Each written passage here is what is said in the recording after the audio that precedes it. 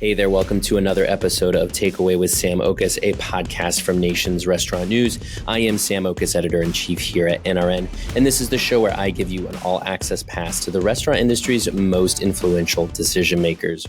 This week, I'm talking with Joe Hummel, the CEO of Twin Peaks, a sports bar franchise with more than 100 locations across the U.S. Now, I've talked a little bit about sports bars recently here on the podcast, and Twin Peaks is easily one of the most exciting sports bar concepts out there today, setting the tone for the rest of the category. You might be familiar with the brand's core service theme or the fact that it boasts up to 85 TVs per restaurant. But what you might not know is that this company is also maniacal about food and beverage quality, and that its corporate team is intent on rolling up their sleeves and getting into the stores so that they can be experts at every facet of what they do. Joe joined the podcast to talk about why Twin Peaks takes its guests and its restaurants so seriously, and how his experience as a franchisee of the brand helped him to better appreciate what makes the brand tick. In this interview, you will learn more about why franchisees make great brand executives, why you should take both sides of the barbell very seriously, and why the last thing that your employees want to hear is this came down from corporate. Jumping now into my interview with Twin Peaks' Joe Hummel.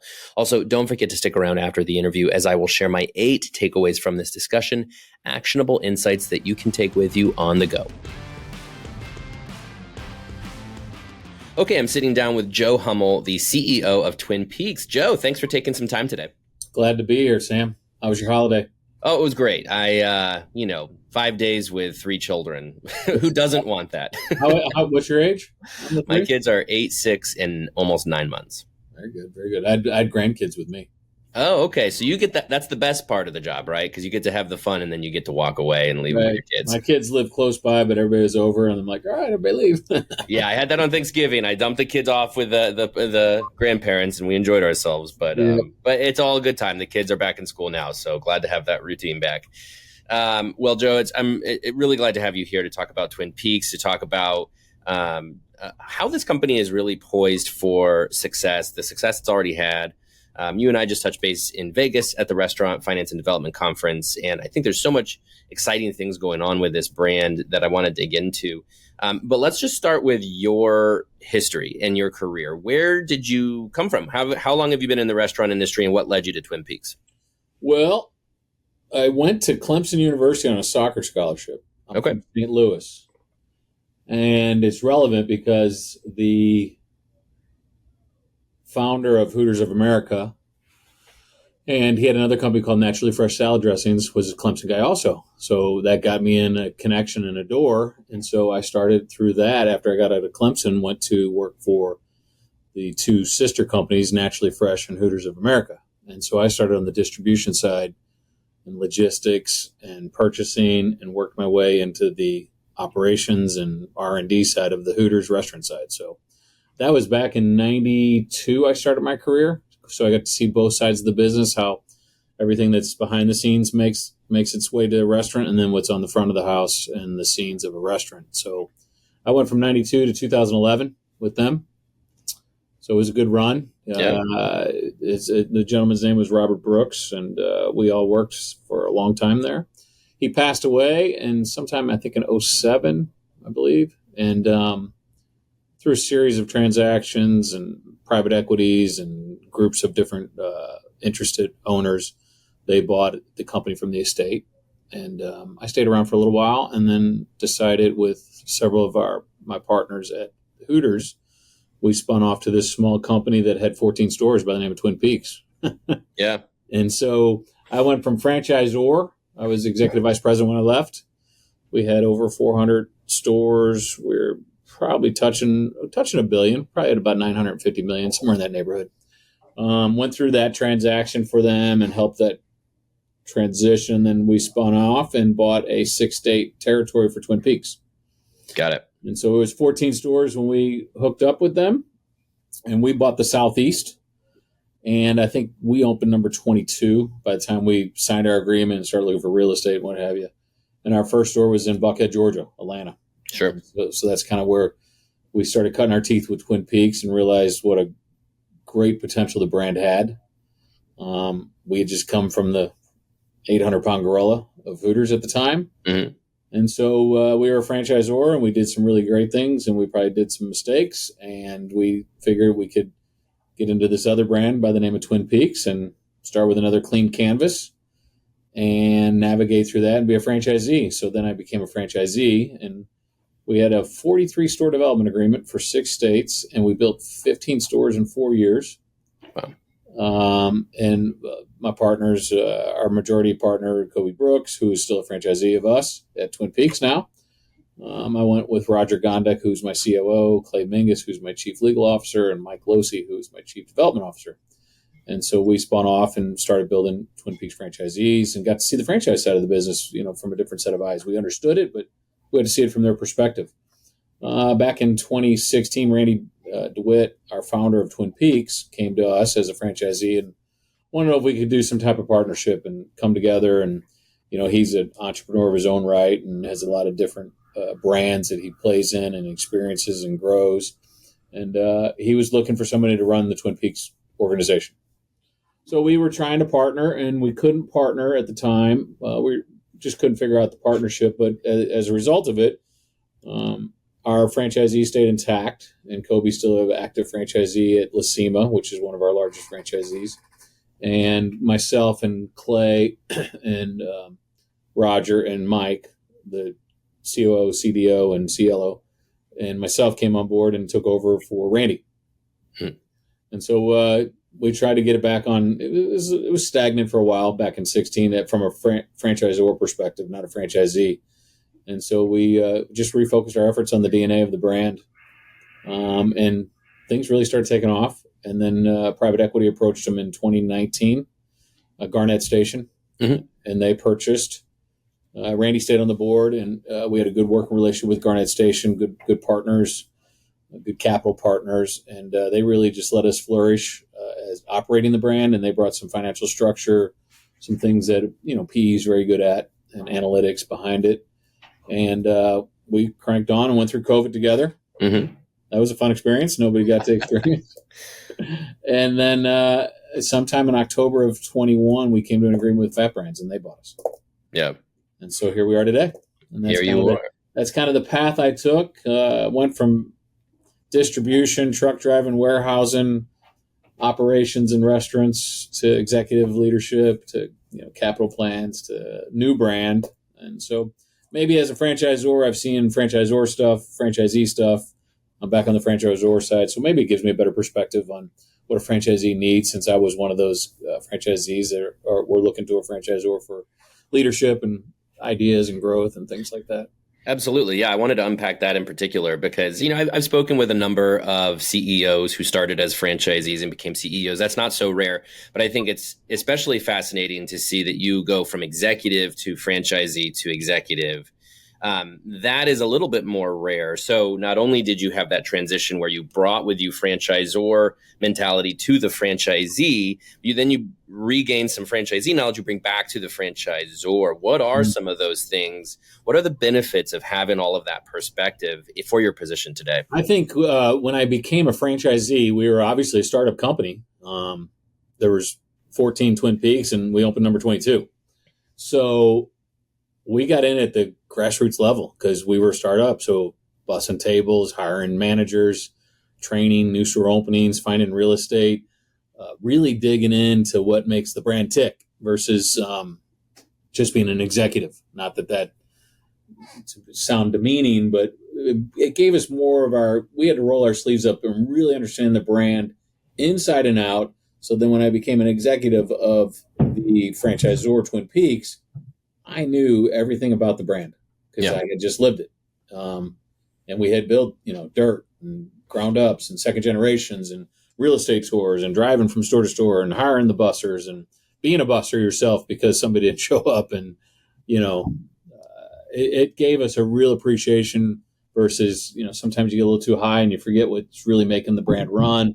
So it really brought us down to, hey, this canvas is clean, and we get to kind of paint the picture ourselves with the knowledge we have and the mistakes we've made over the years and the successes we made over the years. And so that kind of energized all of us when we became a franchisee is, wow, it's a whole nother canvas we get to play with. Right. It was a bigger, faster, stronger car. We looked at it from what Twin Peaks brought to the table. So it made us really dig in. And I think as executives, the entire executive team that came with me, and even today, our entire support center is required to be at grassroots level. We travel, we're in stores. The office does not make money. Good point. And the stores do. And the stores take care of the guests. And the office take care of the stores. So we should be taking care of the stores so the guests get taken care of. And that's been our brand DNA. That's our culture. And I expect our support center, all of our executives to really understand the brand inside and out. Because we're not effective franchisors and we're not effective for the operators if we don't understand what they're going through. So yeah, that makes a lot of sense. So talking also about the transition from Hooters to Twin Peaks. Now, obviously, Hooters, I imagine you still see as your biggest competition today or among your biggest competitors today. But there's some obvious connective tissue, let's just say, between these two brands. Sure. You come from Hooters and you buy into Twin Peaks. That's a big decision, obviously, as a franchisee, to choose to place your assets, your capital into a brand like that's a big decision. So you clearly saw some huge potential in Twin Peaks early on. What was that potential, and how have you worked to fulfill on that potential as an executive? Well, we saw, we saw a fabulous menu for starters, scratch driven. The 29-degree beer was not a marketing ploy. It actually happens. And when we were competing against Twin Peaks, they would come in and take a lot of our business and it wouldn't come back. Mm-hmm. And so, we did our due diligence like we always do on any competitive set. And we started seeing all these facets they had. And we call them gears. And Twin Peaks has so many gears to drive, the TV packages. The buildings are gorgeous. Great settings, ambiance, different reasons to go to the Twin Peaks, whether it's happy hours, lunch, dinner, great sporting events, sit around the fireplace, smoke a cigar. So there's a lot of different reasons to go to Twin Peaks. We saw a lot of that as a benefit versus at Hooters, it didn't have that. But the menu was incredible and the bar was incredible. So we really built on that. We took the foundation of a great caliber scratch menu and craft bar and 29-degree focus beer and really just dove into that and continued to expand it as a franchisee because Randy was very, flexible with us because we had some good experience. We were able to try different ideas and different things that we saw out in the field that we thought fit the Twin Peaks brand. And then we came on as franchisor, we just able to really continue to expand it. We're our culinary team, they're CIA grad. Our bar program is tremendous. We're buying Barrel Select, Whistle Pigs, Blanton's, E.H. Taylor's, Stag's. There's not many sports bars that are doing their own barrel picks. And we do them all the time, different barrel picks of tequilas and reposados and Maker's Marks and all those different great brands on the liquor side of it. And the focus on the 29-degree beer, innovation, quality, a lot of evolution around the menu. We know we're a sports bar, but our food is so elevated and probably different than the reputation of sports bar food.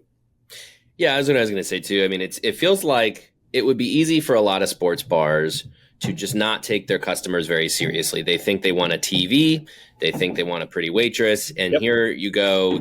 We give you those things. We don't take it very seriously with the food and beverage. You guys clearly take that very, very seriously. And presumably you're hearing back from your customers. I mean, obviously in the business they give you, that's one of the ways they tell you. But why is it so important that food and beverage be the differentiator here? Why is that something that's working so well for Twin Peaks? We know that food and beverage side of it keeps everybody coming back. Yeah.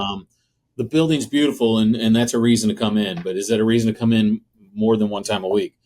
Obviously the Twin Peaks girls are iconic and brand ambassadors and beautiful girls that are able to wait on our teams and our guests. But the food experience, the bar experience, and to your point, we take it seriously. We're serving old fashions, clear ice ball, Luxardo cherries, great bourbons in them, great ryes in them, orange peels, really that innovative way of making an old fashioned. We're selling for $8. You look at the quality of that, just that old fashioned, be like, this should be $12, $13 at any steakhouse. And buying the barrel selects and really making flatbreads by scratch and pot roast and hand cut New York strips. And then you can just go with a basic cheeseburger and a $3 domestic 29-degree beer. So we cover both sides of the barbell, but both sides of the barbell we take very seriously. If you're going to come in and I just want a 29-degree beer, it's going to be the coldest beer you have. And if you want a cheeseburger, it's going to be the best cheeseburger you have. And if you come in, you want a Blanton Select ice ball clear, smoking a cigar, hand cut New York strip, you're going to have that too. So we're able to take both sides of the barbell very seriously because that guest is spending their money, whether it's $10, $20, $50, they're spending their hard-earned money. So we should respect that. And that's kind of how we approach it versus, oh, the TVs are on and the Twin Peaks girls are here and, hopefully you like our food. Right. We don't take that approach. And the ambiance of the restaurant, we really focus on music and lighting, the comfort of the seats, a lot of details. And our teams are all about the details. And whether it's the details of the Twin Peaks girl or the marketing program or the food or the seat cushions or the fire pit, everything has a purpose and is respected. Yeah, I think that makes me think about just experiences in general, right? And I've been talking a lot with folks lately about experience and just how much, we laugh about COVID and what we went through with COVID. And there was this inclination during COVID to say nobody's ever going to want to leave their home. Yeah, of course, there's a place for off-premises service. But more and more, what we see is guests want to go out to a restaurant and have an in-store experience. And Twin Peaks is perfectly positioned to capitalize on that. So, we've talked about the ambiance, the setting, the staff. You also have how many TVs per restaurant? I mean, there's an insane amount of TVs. It depends on the size of the restaurant. Our goal is to make sure you have 3 to 5 views per seat. Wow. And so we have anywhere from 11 to 13 satellites, so you're able to get every sports package. So on average, stores are probably bringing in 65 to 85 TVs. Definitely try not to go smaller than 60 inch, but most of them are 70s, 80s, 90s, 100s. And so you have some of those sports bars that have that massive TV, which is great. Sure. Some of our buildings don't allow that because of the setting of the building. And so we're focused on a bunch of 90s and 80s and 100s and things like that. And the amount of sports packages. So there were people concerned during COVID because they're like, oh, sports stopped. And we're so busy for sports, which we are. We're jammed. The amount of traffic we got, because to your point, you said earlier, people just want to go out and have a great experience and an ambiance. And we didn't have sports on, and there were some sports starting to come on. But I know some of our private equity guys were worried, like, what are we going to do without sports? And we had an unbelievable menu, and we have an unbelievable bar, and we had an unbelievable 29-degree beer experience. We have the Twin Peaks girl. Sports is just icing if you look at it that way. Yeah. You can look at it the other way. They're here for the sports game and all the other things are icing. So depends on where you substitute the cake and the icing, as we call it. I think it proved that the menu was very important as the TVs, as important as the Twin Peaks girl, and they're all very vital parts of the assets of our brand. I can't tell you how many times I've had the experience of going into a bar to watch a game and it's not on and they only have a handful of TVs and asking the bartender if they might change the TV. And he says, oh, well, that person over there is actually watching that TV. And then I have to either find somewhere else to go or I can't. And I'm a Cleveland sports fan, so that actually happens. If I'm not in Ohio. Good game last night. I know you didn't win, but it was damn entertaining. 500 yards passing. I'll take that from Jameis Winston. I would have rathered the W, but we'll take what we can get in a season like this. So, but yeah, I mean, like the number of TVs, it might sound like a small detail, but I think you mentioned to me in Vegas, that idea of the somebody who's traveling for work and, they obviously want their game. They want to go sit at the bar and watch their game. And if you can't offer that to them, they have to go find somewhere else. So you literally are kind of something for everybody at Twin Peaks. We try to be. And that's the emphasis on the sports packages. You're from Cleveland. You're traveling to, Miami. You want to watch Cavaliers. We don't have any Cavaliers fans down here. We're in Miami. No, you do, because there's a lot of travelers. And so when we're picking real estate, we're looking at hotels. And what's that hotel clientele? Is that a business traveler who's going to be yearning to watch the hockey game or the NBA game or the Cleveland Browns because we have Sunday ticket and somebody didn't have Sunday ticket? Very important to be able to be all things sports for all of our guests. And to your point, like you said, you come in and like, hey, I want to watch the game. Well, somebody behind it. During those heavy volume, like multiple sporting things, part of our training, especially when it comes to football season, is what game are you here to see? Nothing in particular. Great, we're going to head you over here. I want to see the Cleveland game. Oh, the Cleveland game's over here in this section. Let me get you over that way. So you're not sitting down, you're getting all settled in, like, hey, can you turn the Cleveland game on? No, they're watching the Pittsburgh game behind you. And so we try to avoid that. We're not 100% perfect at it, but we certainly do focus on it. We actually have a refresh Zoom call today with our teams as we're heading into the playoffs, college playoffs, and the NFL getting ready to wind down with 5 weeks left, plus wild cards coming. Let's refocus our TVs because you have a lot of NBA going on, hockey going on. Let's make sure we have all things covered and we're really planned out our day versus walking in like you get a buzzsaw because so many Cleveland fans came in. You're banking on us, Jets fan if there was. Right. Well, that's an interesting point. Think about like marketing around this stuff. If I think about something like the, Mike Tyson, Jake Paul fight, for example, crowded. Which, yeah, exactly. Like, how many millions of people watch that and were frustrated from Netflix? That's another topic. But, of course, something like that's such a huge cultural moment that is weeks, months in advance. People are looking forward to. How do you guys work around some of these, especially iconic moments? Of course, you have something like the Super Bowl. Sure. How do you work around these to market the experience at Twin Peaks and get customers in?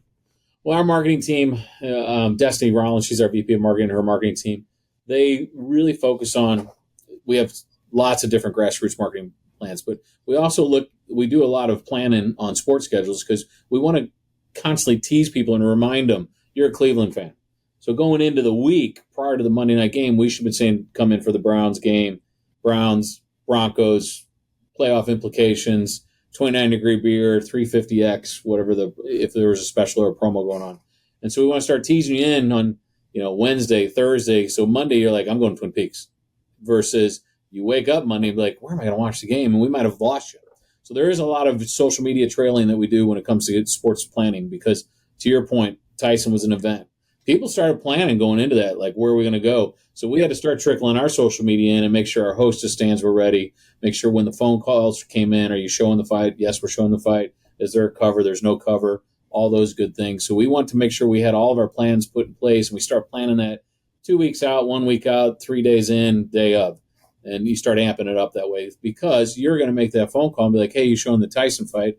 And we're going to answer the phone and say, yep, it's Aaron, no cover. Great seating, first come, first serve, versus, I don't know. I don't know if we're showing that. And then you're like, I don't have time. I got to go, and I got to find the place where he's going to show it. So we really try to do that trickle planning approach from a marketing perspective, social media perspective, and then just operational planning too. Yeah. All right, let's talk about some of the maybe challenges or some of the more difficult parts of running a high-quality operation such as Twin Peaks. Let's start with labor. Labor, obviously, for the last few years, such a difficulty for so many restaurants. You guys have a specific type of person you want to hire, certainly for front of house. Mm-hmm. Has that been a challenge? How do you overcome that? We have a great recruiting team, and it comes through the marketing team and training team. We don't have a problem attracting the talent to come work for us. Every opening, we're bringing in 80, 90 front of the house staff, and we're bringing in 30, 40 heart of the house staff. And that's support center. We call the support team in the heart of the house. And so bringing in staff is not a problem. Keeping staff motivated is always challenging. We want to have flexibility in our scheduling with our teams because flexibility is key to that group that wants to work certain nights, certain days, doubles, what have you. So we're always focused on what we can do to make that employee's experience really strong so that they choose us over everybody else, and they want to stay with us. Mm-hmm. And if they do leave us, they come back because they had an experience somewhere else and realized it was pretty darn good over at Twin Peaks. Let me get back there. And so labor hasn't been an issue. We never stop recruiting. Never. Mm-hmm. Whether it's pipeline, right? Always. And whether it's pipeline for stores, and we know we're going to be moving teams around, we provide a lot of different succession planning, no matter what level, whether it's front of the house, support centers, because we need all those teams to also be certified trainers and then go open stores and travel. So there's a lot of different opportunities for people that is kind of enticing. Besides, I just want to work in my local Dallas store. That's fine too. Or I'm working at my local Dallas store, but I sure would like to travel. We have all these opportunities. So let's get you certified and get you ready to do openings and trainings and new store openings. And so those keep things with everybody really motivated and active too. Sure. So then what about real estate construction costs? Because you guys have these big boxes. They're beautiful, as we've talked about. I imagine build out is fairly expensive, and you're growing a lot. So has that been a particular challenge recently? Well, I mean, a second generation, 80% of our lodges are second generation. Okay. We have a great prototype too, which, obviously a prototype goes on either a tear down or goes on a piece of dirt that we would buy and build a prototype. And so we've seen more and more prototypes starting to pop up just because dirt's becoming available. But like I said, 80% is second generation. We've converted everything. That first store that I did as a franchisee was a 2-story Keller Williams regional real estate office. Wow. Now, our design team, I looked at it like, this isn't going to work. They looked at it like, oh, this will be so cool, and we'll do this. I'm like, I'm not seeing it. But and then they start working on their designs and the renderings. Like, this is coming to life.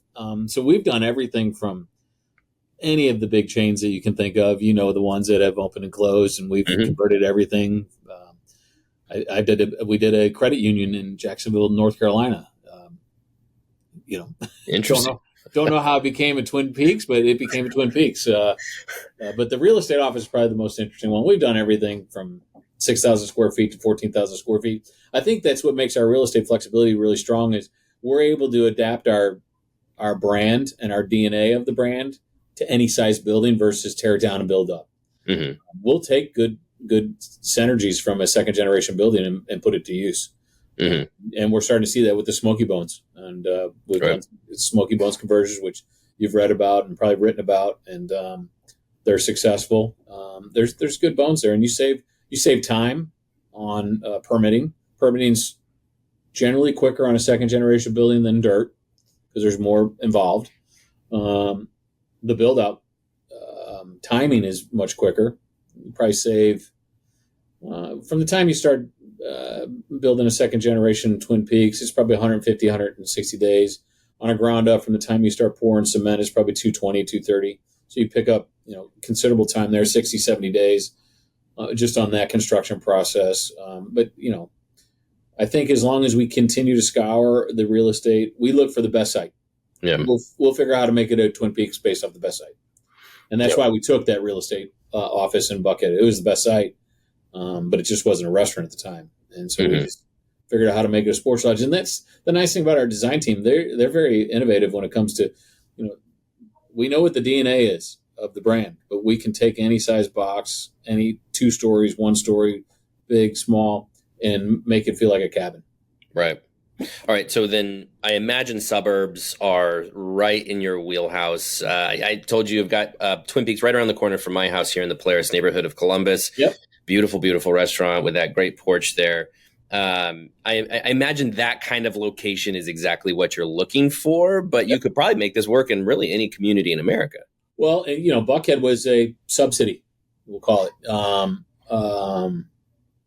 But Polaris is a suburb. It has several business class hotels around there, good ingress, egress, great curb presence, good parking. So your typical suburban site, whereas the Buckhead site had a parking garage and was right on the main road, 50,000 cars going up and down the road. So it can work in any setting as long as the traffic's there. We have good curb appeal, ingress, egress, parking. We like to look at that daytime population compared to the residential population at the same time. So yeah, it's pretty flexible. And Sure. And then as we've ventured down to Mexico, we've been able to shrink the buildings down to 5,000 square feet because there's smaller pieces of real estate down there. A lot of mall properties down there. Open air mall properties is where a lot of the Twin Peaks reside. And so our team's been able to shrink that building down and still keep that DNA of the cabin and the lodge and not lose the experience to a 5,000 square foot versus a 10,000 square foot. Yeah. So all of this leads me to really the main reason why I wanted to talk to you, because I wanted to talk about sort of the state of sports bars in general. And you've had a unique seat to this category, obviously having been a part of Hooters, now being a part of Twin Peaks. Sports bars as a category, my theory, as I told you a few weeks ago, my theory is that it's lost a little bit of its luster, that it's perhaps not innovated and not kept up with the times quite as much as other categories have. Of course, talk about COVID. I mean, sports bar is one of the worst hit categories because of COVID, you could argue. And Twin Peaks, as I've seen it, and this is not just blowing smoke, as I've seen it, you guys really have emerged as the most exciting thing going in sports bars today because of that commitment to quality and sort of rethinking the overall experience. And I'm just curious from your perspective what you make of sports bars as a category, because you must be thinking about it a lot. You must be thinking a lot about your competition, the direction of this category, what the guest is looking for out of a sports bar. Put me in that place, just generally where you think this category is today and what might have gone wrong to get it to this place where it lacks some of that excitement, I guess. I think our focus on the menu and the focus on the bar, and I'm not saying just a bar. I mean, this is a bar that has 160 bottles of liquor, 32 draft handles pouring at 29 degrees, lots of different domestic bottles and import bottles, lots of different value specials, the barbell program, the menu, the scratch menu. And it's our team's constant thought of what's innovative and what's the evolution of this brand. And that could be any part of the brand, whether it's the bar stool, the food offering, the liquor offering, the signature cocktail, or our TVs continuing to evolve. Our Twin Peaks girls, their settings in the restaurant with the fireplaces, fire pits. I mean, really critically taking a look at that is what we focus on. And we want to be the expert in all those areas of our building. We don't want to just be the expert of sports, which drives people in, but we want to be the expert of the food, the bar, the ambiance, the setting, the furniture, the TVs, the quality of the TVs, how many views can I get on the TVs?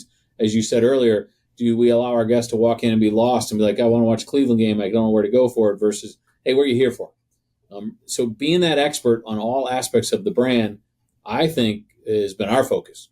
I'm not sure what everybody else's focus has been, but that's where I think we set ourselves differently from other sports bars. I think we'll continue to do it our way, and I hope they continue to do it their way. And we, to your point earlier, we take our guests very seriously. They could be in for 2 beers at 5:30, and that's a very serious guest. Or they could bring a party of 20 in to see the Cleveland game and have wings and flatbreads and different cocktails and different kinds of 29-degree beer. And that's a very serious guest too. So I think you hit it on the head. Taking our guests seriously. Every dollar is a serious dollar to be spent in our building. And our team's focus of innovation, evolution, and not running the brand from an office. We have to run the brand from the 4 walls. What do our guests see? What do our guests want? And our teams have to be our guests. I think when you don't become your guest anymore, you lose focus of what the guest wants. Sure. I'm a Twin Peaks guest. Mm-hmm. And all of our teams really enjoy the brand. And we always say it's a lifestyle working here. It's not a job. Mm-hmm. You got to really want that lifestyle. And you're open 363 days because we close Thanksgiving and Christmas. So it's a commitment, and our teams make that commitment. You got to wake up every day thinking, how'd the brand do? How'd the store do? How'd the guests feel? When those thoughts don't cross your mind on a regular basis, that's when you lose focus of why you're there as a sports bar, and you can become very boring and drab. Yeah. Not evolve. Innovation, evolution is big. It's what part of our guiding principles in our brand DNA is having that innovation and evolution of any aspect of the brand. Well, and to that point, in talking about what the guest wants, I'm interested in what you think about where the puck is going in that regard. What is the guest going to want in the future? Because I had a recent conversation with Peter Newland of Gestamo Group, and he was telling me about how, Gen Z, he compared it to how Gen Z, if you think about what they look for in, for example, concerts today, concerts are not just put a band on a stage and play anymore. It is all about the performance, the lights, there's a lot of extra stuff, and that Gen Z in particular is kind of drawn to that. And then I think about, sports bars and the importance of real estate and being where the customer's going. And if I think of a neighborhood, where people are going for a game or a concert, and they go to the sports bar beforehand, and there's a lot of this that's never changed, that stands the test of time, that especially Americans, we want to go have experiences once in a while, and we go grab a meal beforehand, and then we go to that experience, and we'll do that over and over again. But I'm curious what you think about the evolution of the experience, particularly with the younger generations and particularly with, digital, the digital immersion that they're in right now. How do you think that will change what the Twin Peaks of the future might be like? Well, I think as you know, I've been around in this brand since 2011, and I've seen the evolution of the brand, but the brand didn't change, and so that was key. We kept to our core DNA of what Twin Peaks is and what it does, but we also saw our guests' taste buds change. Originally it was 29-degree beer and 20 different menu items and didn't have any flatbreads and didn't have our wings were very small category in wings and not embracing the evolution of our guest and our demographic. And we're seeing it with our the age of our demographics. We're trending down. So we have a really wide spread of guests from that 20 to 65 versus being stuck in a certain category or age category. And I think that's because we evolved our brand. And, we didn't have, when I first started, we didn't even have really great wine. Now we have all different varietals of wine. Are people shopping for us for only wine? No, but we also know that our guests are like, hey, I want a good, nice glass of wine. We have the different varietals. When I first started, we didn't have a bar menu. It was on the back of a laminated menu. Now we're in digital and we have a bar menu and we carry 165 different bottles and we have different cool cocktails and evolution of the cocktail, evolution of the ice. We didn't have ice balls when I first started. Now we have clear ice. It's like it's an expectation for me to have clear ice in our cocktails and clear ice balls at that, because that's continuous evolution of what the different age demographics are experiencing or expecting. And I see that from 2011 to today and making sure that all of our teams, leadership teams and our operators, and really listen to our Twin Peaks girls and our heart of the house staff and our managers. What are your guests asking for versus this came down from corporate? That's probably the worst thing you can hear. This came down from corporate. Yeah. And so really studying all those different people, round tabling, what are the top things sometimes when we go do our drink innovation, we just go in the POS and let's look at the top drinks that are being sold that aren't even on the menu. I can't tell you how many times we've gotten the best drinks out of that. And it's because that's what's being asked for. It's not on the menu, but our guest comes in, asks Twin Peaks Girl for XYZ cocktail, or this is the urban new XYZ cocktail, the urban myth cocktail. Yeah. And all of a sudden we see so many hits on the POS for that. We're like, that probably should be on the menu. That's a great point. And it probably showed up on TikTok and it just went viral, and then everybody wants it and they'll want it for a week and then it'll go away. Yeah. And the digital menu gives it. I mean, that was what I loved about COVID. And I wasn't a digital menu guy before that, but the flexibility digital menus give you. You can put something on, when it dies, get it off. Bleed out your inventory and then make it go away. Or if you want to feature something, bring it up on the scroll and put the other ones down on the further scroll. If you want an emphasis on low food cost or new cocktails, put them up on the top of the scroll and then bring the higher food cost down to the lower part of the scroll. Whatever you want, whatever your accomplishments are. Menu engineering is really flexible. It gives us really good flexibility with innovation because we don't have to do this big menu rollout. When you print menus, you're like, oh, we better get a bang for our buck. We need to add 5 new menu recipes and this many new cocktails because you're printing menus and paying for that print. Right. You try to get it, the best return. Now with the digital menu, we can stair step that in. It's not as overwhelming to the operator either. Yeah. They're not getting 5 new recipes and 10 new cocktails they have to learn. And we know that's not going to be the best learning environment. Now we can just do 1 or 2 or, hey, the season calls for this cocktail. Let's roll that in and roll it off when the season's over. Yeah. So we stuck with the digital side of it, and marketing's done a great job with it. Yeah, it's one of those changes to the restaurant industry. I don't think we've stopped and taken enough time to really appreciate what digital menus allow you to do and the cost that they allow you to save with innovation. So Joe, let's talk about now just direction forward. You mentioned Fat Brands acquired Twin Peaks 3 years ago, 2021. Yep. And just announced that Twin Peaks will be spun off of Fat Brands. So you guys are going to be kind of your own deal now, your own entity. Yeah. I imagine you learned a ton while being a part of the Fat Brands family, and you're going forward probably in a much better position now than you were. what does that look like? What are some of the lessons you pulled with you from being a part of Fat Brands? And now how are you set and prepared to go into the next chapter of Twin Peaks? Well, I mean, I think making that decision together gives us the best opportunity to capitalize on expansion. It really gives us a great opportunity for that, to continue to build on our reputation. We're able to lean on them and understand, obviously, there's different rules and what have you to follow when it comes to public reporting and things like that. So that's a good experience that we can utilize with them. But when they bought us, we were one of the only brands in their portfolio that pretty much stood alone. And I think when they bought us, they understood that we were going to eventually spin off.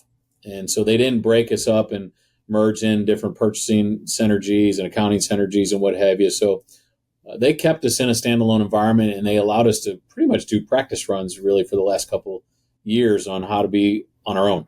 We still reported into them, because reporting into them, and then they have their earnings reports. We understood the importance of that and really got a nice couple years of dry runs of what is public reporting like, and the importance of our numbers going into them so that their numbers can be reported on a timely basis and properly reported. So that gave us a lot of good practice, and got a lot of good resources to understand that we have a very experienced team here. Our whole executive team's been around together for quite some time. They have different experiences, whether it's at Hooters or Fogo de Chao, Landry's, the Pappas Brothers system, within the Lubies and what have you there. So there's a lot of different Brinker people throughout the executive team. So we have lots of different experiences pulled from, some public, some private, some on the sports bar sector, some not. And then we've had the nice, couple years with FAT to help us understand the public side of life and what to expect. Yeah, it's been very, very helpful. And then so giving us that opportunity to spin off and really capitalize on our expansion by ourselves is exciting. Yeah, very exciting. Well, Joe, there's a lot of white space to attack right now for us. Absolutely. Well, and the potential is talked about. I just think you guys could go into any community in America. And what I think is so interesting about you in particular is the perspectives you now have between franchisor, franchisee, private, public. You're doing it all, and that's going to set you up for success. So, Joe Hummel, CEO of Twin Peaks. As always, thanks for your time, Joe. Really appreciate it. Thank you, Sam. Appreciate you. That was my interview with Twin Peaks' Joe Hummel. So what should you learn from this interview? Here are my 8 takeaways. My first takeaway is that franchisees make great brand executives because they know the business inside and out. So obviously Joe told his whole life story really in getting up to this point as CEO of Twin Peaks. A big chunk of his career was spent at Hooters. And then after Hooters, he came over to Twin Peaks as part of a franchise group. He was a franchisee for several years before then joining the executive team. And he really shared how, as a franchisee, of course, you're getting your hands dirty. You're rolling up your sleeves and you're getting your hands dirty and understanding exactly what your business is so that, of course, you can be more profitable. And by taking that mentality to Twin Peaks, he, of course, better understands what his franchisees are looking for out of the concept. But he's also really able to understand what makes this company tick. What is so special about it? What are the various attributes and characteristics of Twin Peaks that are so special? He knew them as a franchisee and he brought them into his life as an executive. I love what he said. He says, he had a better appreciation for some of the little details in the Twin Peaks business because he was a franchisee, and he is now set up for obviously that much more success as the CEO of the company. My second takeaway is that your corporate office doesn't make any money. Your stores do. What Joe meant by that when he said that, is the fact that you can't sit around corporate trying to come up with these money-making ideas and not understanding what's going on in your restaurants. He points out that Twin Peaks executives are constantly traveling, constantly getting into the restaurants. Again, they're rolling up their sleeves and they're getting dirty in the restaurants. And that's because your corporate office, it's not there to make money. That's where you have your salaries. That's where you come up with your benefits and your insurance plans. Of course, that's where you develop your plans for your franchisees. But there's no revenue coming in. That's coming in the restaurants. So if you're not getting out into the restaurants and taking care of them, they can't properly take care of their guests, and you can't make any of that revenue. So just keep that in mind, especially keep it in mind, if you're trying to limit your G&A, you may want to rein that in and try to redouble your efforts on investing in the stores themselves and not in that, corporate, whatever, headquarters or, fancy office, whatever that is. Focus instead on the restaurants. My third takeaway is that you should take both sides of the barbell very seriously. Of course, what I mean by that barbell is that strategy where you have something for everyone. You have something on the cheaper end, more value-oriented end for somebody who's looking for, that quick, easy, cheaper bite. And you have something on the other end of the spectrum, something more expensive, but certainly something higher quality, more indulgent perhaps. And Joe explained that at Twin Peaks, they are really trying to focus on both sides of that barbell because, as he pointed out, their guests are coming in for a myriad of reasons. They might be coming in to watch a game, or they might be coming in to get a great high quality meal, or perhaps that top shelf beverage. Whatever the reason that they come in, he wants to be able to provide them the best quality in the product and the best possible experience. So you have to take both sides of those barbell seriously. If somebody's just sitting at the bar and they just order an appetizer and a beer and are just watching a game and that's it, take it very seriously. The quality of what they order, the service and what they're getting, and the experience that they're having, all of it needs to be taken seriously because that could be the same person who comes in the next week and gets the $20 cocktail. You really never know. My fourth takeaway is that if sports bars lead with quality, the TVs are just the icing on the cake. So as I've mentioned a couple of times recently here on Takeaway, and of course a few weeks ago, I had Brooks Shadden of Tom's Watch Bar, and we talked about the sports bar category with him. The old sports bar of yesteryear has really kind of faded away. And, of course, I'm talking about, these restaurants or these bars with, the local jerseys on the walls, a couple of TVs, sticky floor with beer, these kind of places that all they are really meant for is to, provide a nice bar for somebody to sit down and watch the game. Anymore, the bar is, no pun intended, so much higher that you have to clear for guests who are looking for that sports bar experience. You need to provide a great restaurant setting, a great ambiance, a great experience, great hospitality, of course, great food and beverage. The TVs, which of course really have come to characterize the sports bar concept and providing that sports viewing experience. If you are excellent at everything you do, then the TVs are just a bonus. And that's what Joe said in this interview.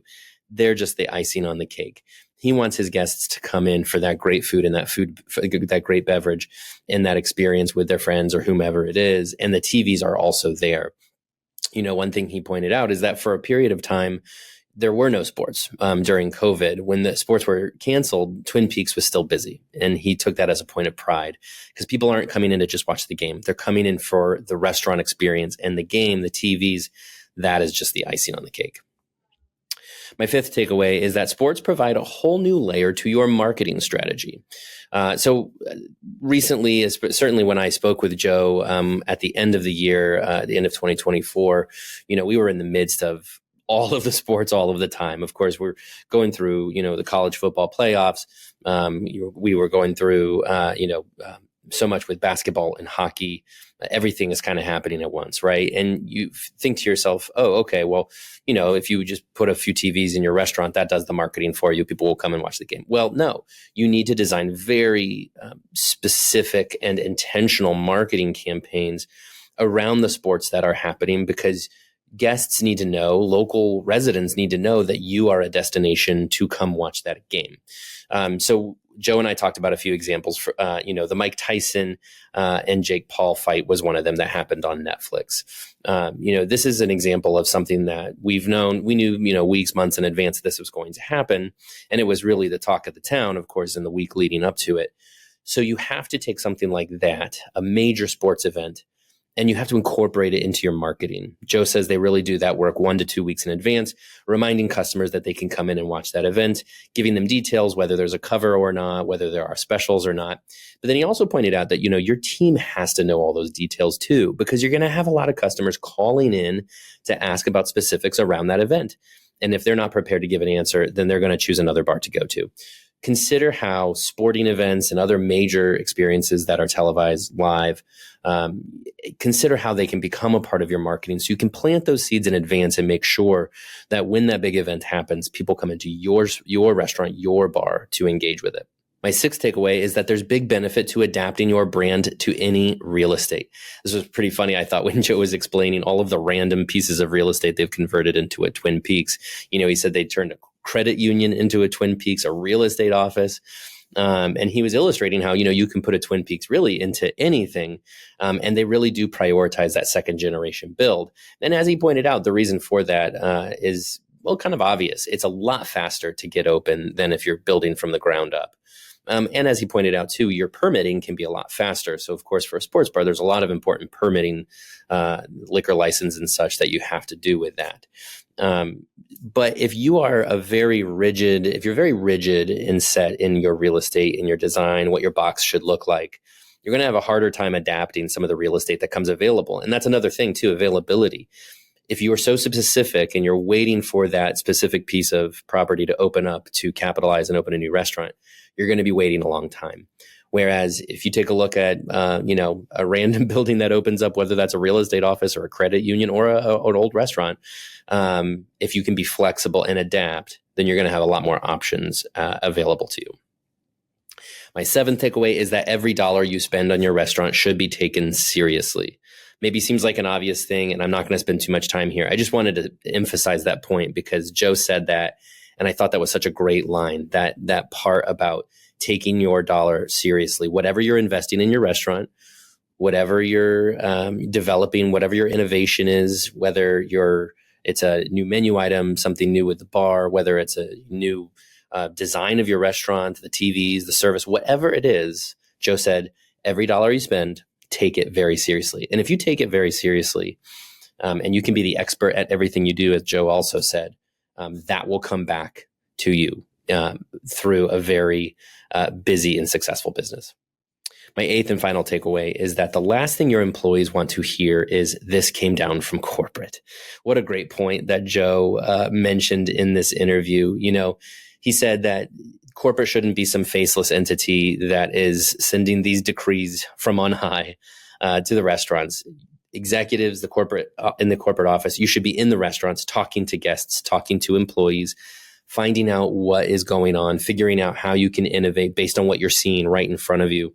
A really wonderful example that Joe mentioned in this interview was how he said they might look in the POS and look in the data of what's being ordered at the bar to see what kind of cocktails guests are curating for themselves, telling the bartender what they want in their drink. If you look into that and you look and see what's in the data, you can develop a new special based on that data. I thought that was a really interesting point, and it really points out too how much digital systems and data can be an incredible potential for your innovation efforts. But I think really to the point, it's to say, pay attention what's going on in your restaurants and your bars.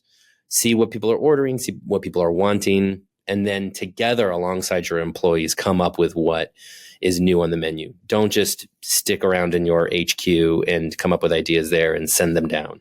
It shouldn't work like that. It should be more collaborative. Those are all my takeaways for today. I hope you enjoyed this episode. Please remember to subscribe to Takeaway wherever you listen to podcasts and leave your feedback. You can also email me at sam.oches@informa.com. Thanks again, and talk to you next week.